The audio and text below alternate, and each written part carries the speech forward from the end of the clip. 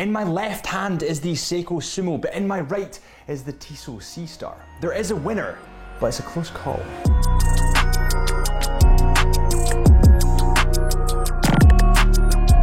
So I was just playing about with the Tissot box, and take a look at that. That's the Tissot factory in Switzerland. That's awesome. I have to say, it is good to be back in the chair looking at watches again. I've actually been in Iceland for the last 10 days. We were vlogging, photography, videography, all the stuff that I love to do. It was an incredible country. All of that will be featured on my personal channel if you want to see it. So let's begin with the dimensions and the specs, if you will. So the Seiko in my left hand comes in at 45 millimeters in diameter, whereas the Tissot Seastar comes in at 46 millimeters in diameter. Both of these watches are quite big. On that note, the Tissot Seastar definitely wears bigger, and the reason that this is down to is there is no case visible below the bezel, whereas on the Seiko in my left hand, you can see the case around the outside. This is mainly face and bezel, whereas this, you have a little bit of the case, and I think that is why this wears bigger. Not to mention the thickness, it's thick, but we'll come on to that in a second. Touching on that thickness, the Seiko comes in at 12.9 millimeters in thickness, which is quite thick, but then you get to the Tissot, which comes in at 16.3 millimeters in thickness. That's big, that's chunky. Some people like that kind of thing, I understand. It's just too thick for me. The next spec we need to cover is the weight. Now, obviously there's gonna be some fluctuations in the weight because this has a bracelet and this obviously doesn't. This is on a strap, but let's just compare them anyway. So when we put the Seiko on the scales, it comes back at 187 grams, whereas when we put the Tissot Seastar on the scales, it comes back at 148. Now we get to the case material, which is an interesting one. So obviously the Seiko comes in stainless steel. I'm a huge fan of stainless steel, always have been. So does the Tissot Seastar, but it's coated in black PVD. I actually quite like the stylized look of the black PVD, and I love the way that it plays with that dark blue.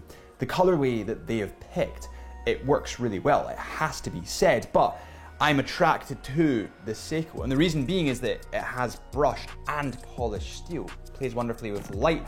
I think it adds that extra depth to it.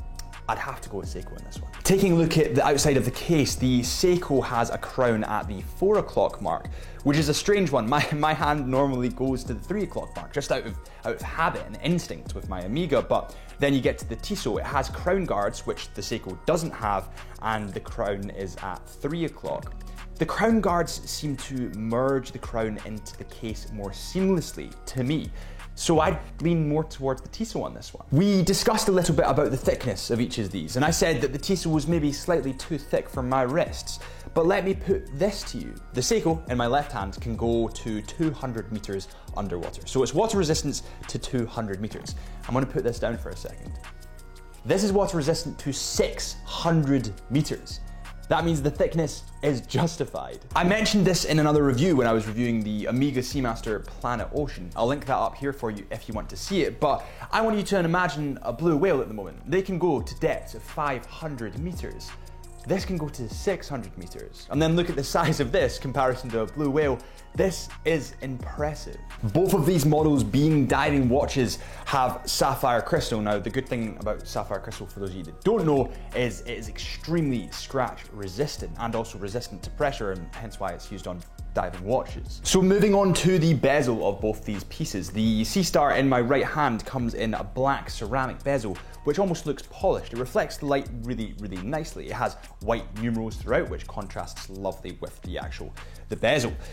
Turning it, in terms of satisfying clicks, it's maybe that slight bit too loose for me.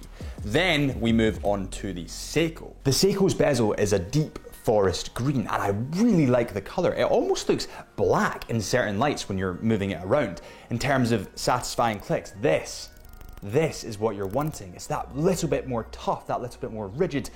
It feels that little bit better to me. It's just personal preference, but I'd sway towards the Seiko with this one. But on that note about the bezels, the teeth on the right hand, the Tissot Seastar, are a little bit more prominent than the teeth on the Seiko. So sometimes when my hands get a little bit clammy, the Seiko's harder to turn than the Seastar.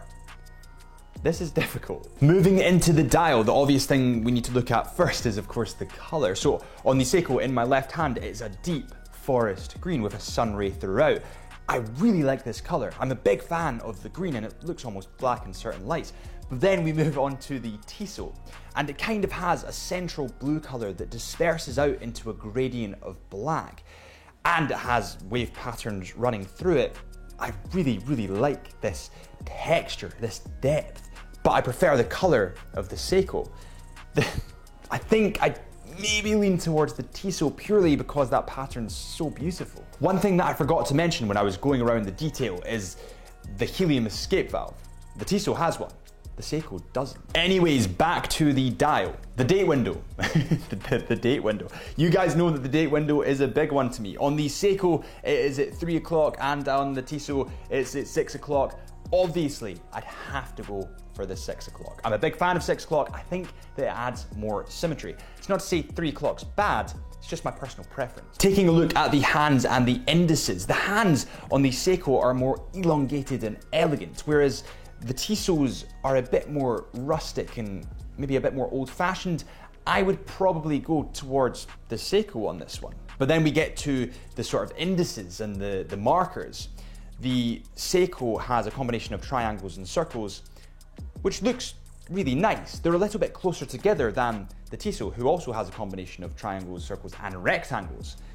I think I would probably lean towards the Seiko on this one. Looking even closer at each of these dials, on the Seiko C-Star at the 6 o'clock mark, above the 6 o'clock mark, you have the C-Star logo. You then have the professional 600 meter or 2,000 feet, and below that, you have the movement, which is the Powermatic 80. The problem for me here is that it's not staggered right. It doesn't look like kind of like a triangle, like a pyramid going down. It's not aesthetically appealing to me. Whereas when you go to the Seiko, you have the Prospex sign, you have an automatic, and then you have a Diver 200, and it fits quite perfectly in a kind of pyramid.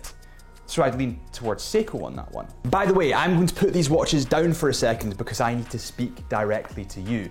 We have just hit 5,000 subscribers. That is incredible. Thank you guys so much for all your support. It's been phenomenal, and without you, this channel wouldn't exist. So thank you for building the best watch community on YouTube. Moving on to the lume of these watches as soon as you hit that subscribe button. One of these watches is definitely the winner. But which one is it? This is the Tissot's lume, and it's bright blue. It looks incredible, and I do quite like the way that it's fit into those classic looking hands. This is the Seiko's lume, and it's actually a brighter shade of green, and I love the way that the green also plays with the green on the dial.